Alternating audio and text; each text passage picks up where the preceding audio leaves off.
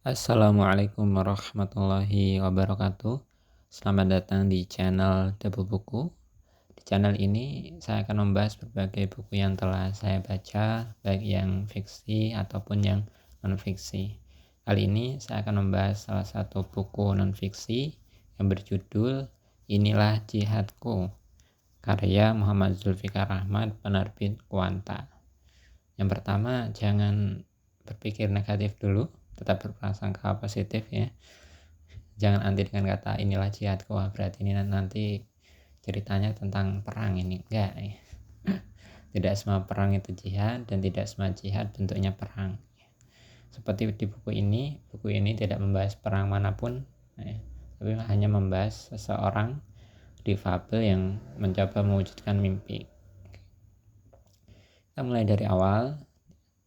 Buku ini bercerita tentang seorang difabel yang tadi namanya Muhammad Zulfikar Ahmad.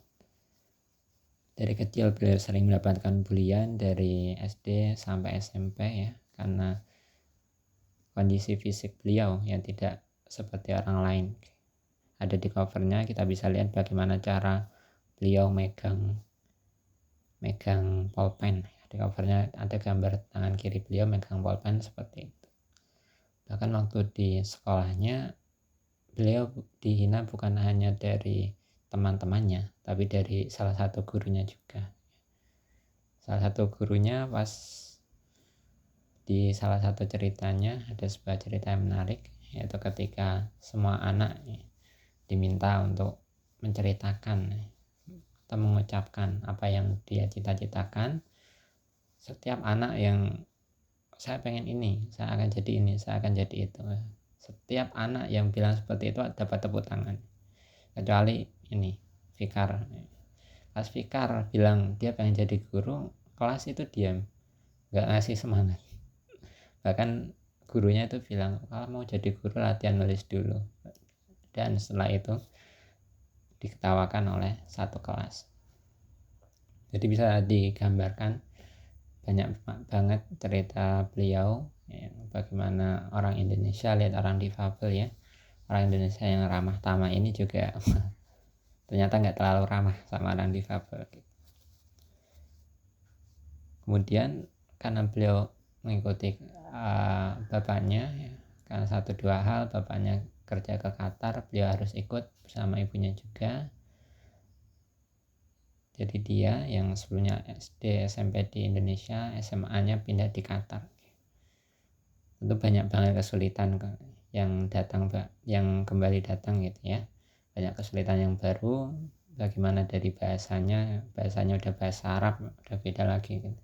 Bahkan padahal beliau belum pernah bisa dikatakan tidak alumni pondok pesantren yang belajar bahasa Arab gitu. Bahkan sampai di momen gurunya itu memberikan dia tugas tapi dia itu nggak tahu. Seperti itu salah satu momen-momen yang keren di buku ini dan menarik bagi saya gitu. Untuk selanjutnya bisa dibaca sendiri.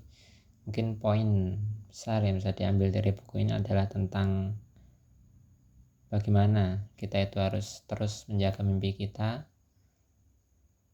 walaupun seperti apapun kondisi kita gitu. Dan salah satu di covernya juga ini ada salah satu potongan ayat dari Al-Quran, la yukallifullahu nafsan illa wus'aha gitu. Surat Al-Baqarah ayat terakhir. Allah tidak membebani seseorang melainkan sesuai dengan kesanggupannya. Ayat inilah yang terus beliau bawa, yaitu ini beliau bawa, ayat inilah terus beliau bawa semampu beliau tetap semangat terus mencapai impiannya. Dan di akhir buku ini beliau mendapatkan banyak prestasi gitu ya. Prestasinya apa saja, prestasinya keren-keren, bisa dibaca sendiri di buku ini. Seperti itu saja yang bisa saya sampaikan. Assalamualaikum warahmatullahi wabarakatuh.